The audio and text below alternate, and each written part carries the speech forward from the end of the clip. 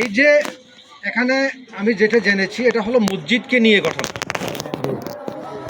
এখানে দুটো পক্ষ আমি স্পষ্ট দেখতে পাচ্ছি, একটা হচ্ছে মজলুম আর একটা হচ্ছে জালেম,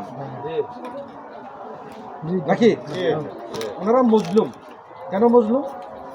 ওই জালেমের কাছ থেকে ওনারা মসজিদের টাকা পয়সার হিসাব চেয়েছে, কেশিয়ার।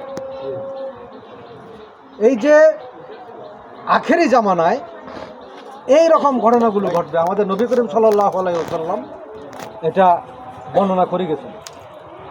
এই যে মসজিদকে নিয়ে ঘটনা, হ্যাঁ, ধর্মীয় বিভিন্ন প্রতিষ্ঠান নিয়ে ঘটনা, এগুলো আমাদের নবী করিম সাল্লাল্লাহু আলাইহি ওয়াসাল্লাম বর্ণনা করে গেছেন। এগুলো হচ্ছে কিয়ামতের লক্ষণ, কিয়ামতের অনেকগুলো আলামতের মধ্যে এটা একটা। এই যে যারা জালেম আছে, যারা ডাকাত আছে, তারা মসজিদের দায়িত্ব নেবে, ভালো মানুষগুলো মসজিদের দায়িত্ব নিতে দেওয়া হবে না। যারা আলেম ওলামা, যারা জ্ঞানী বিজ্ঞ, যারা ইসলামী জ্ঞানে সমৃদ্ধ, তাদেরকে এই মসজিদের দায়িত্ব দেয়া হবে না। যারা সমাজের এই যে জালেম, তারাই মসজিদের দায়িত্ব নেবে। এটা হচ্ছে আখেরি জামানার কিয়ামতের অনেকগুলো আলামতের মধ্যে একটা। তো এখন এই যে মজলুম, এটাকে কি বলা যাবে? এটা শহীদ। শহীদকে কি বলো না? শহীদকে কি বলা যাবে না? মৃত বলা যাবে না।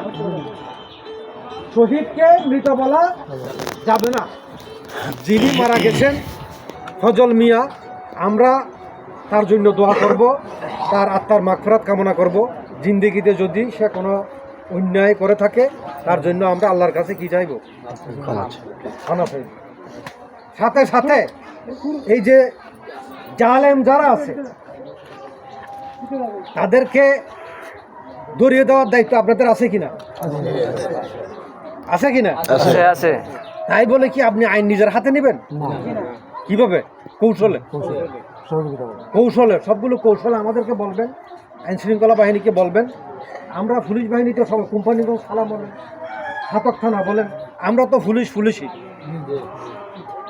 তাই না?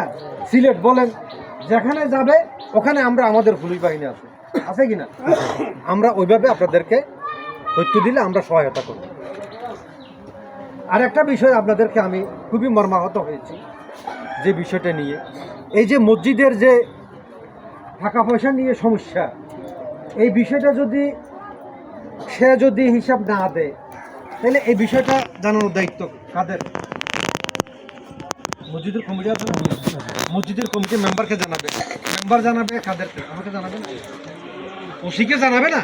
থানা পুলিশকে জানাবে না? তা আপনার এই বিষয়টা কেন জানাইলেন না? এই বিষয়টা স্যার, আমার কথা হইল, জিনিসটা তো আমাদেরকে, এই যে এখানে একজন যে আপনাদের বিট অফিসার আছে রাহিম এবং ওই যে সাইফুর, তারা তো প্রায় সময় আসে দিকে। এই মেম্বার সাহেব আপনাদের সাথে পরিচয় নেই তাদের? একটু জানালে তো হইতো। আমরা দেখলাম স্যার যে আমরা গ্রামীণ যে যারা আমার এই মেম্বার সাহেব আর এই মেম্বার সাহেব, দুই মেম্বার সাহেবরে আমরা জানাইছি যে আমরা সমষ্টিগতভাবে পারিবারিক জিনিসটা সমাধান করে দিলাম।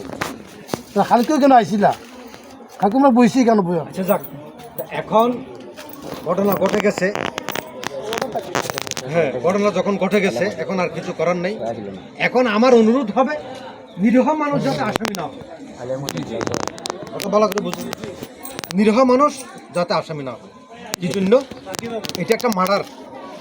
আল্লাহ তাআলা পবিত্র কোরআনে স্পষ্ট বলছে যে একজন মানুষকে হত্যা করবে, সে পুরো মানব জাতিকে হত্যা করলো, পুরো মানব জাতিকে হত্যা করলো। তো এই জাতীয় একটা ঘটনা যাতে নিরীহ মানুষ যাতে কেউ আসামি না হয়, আপনারা বিচার বিবেচনা করে, হ্যাঁ, সবাই সিদ্ধান্ত নিয়ে মামলা দিবেন আর আমাদেরকে আসামি ধরার জন্য সহায়তা করবেন। আমরা বিন্দু পরিমাণও ছাড় দেব না। যেখানে একজন মানুষ মারা যায়, সেখানে বিন্দু পরিমাণও ছাড় দেওয়ার কোনো প্রশ্নই আসে না। আমরা আপনাদেরকে এইটা আশ্বস্ত করতে চাই। কথা বুঝে গেছে? আমরা এখন থেকে আমরা অ্যাকশনে যাব, আমাদেরকে ঘটনাস্থলটা দেখাবেন।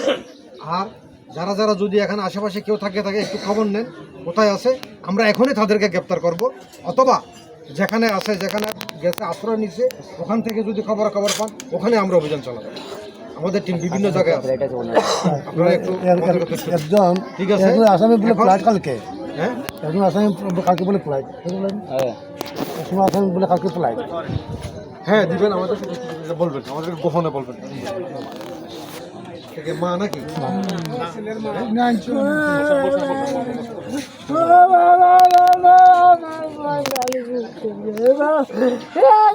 আমরা আসছি, আমরা এটা ব্যবস্থা নেব। আপনি দোয়া করেন ছেলে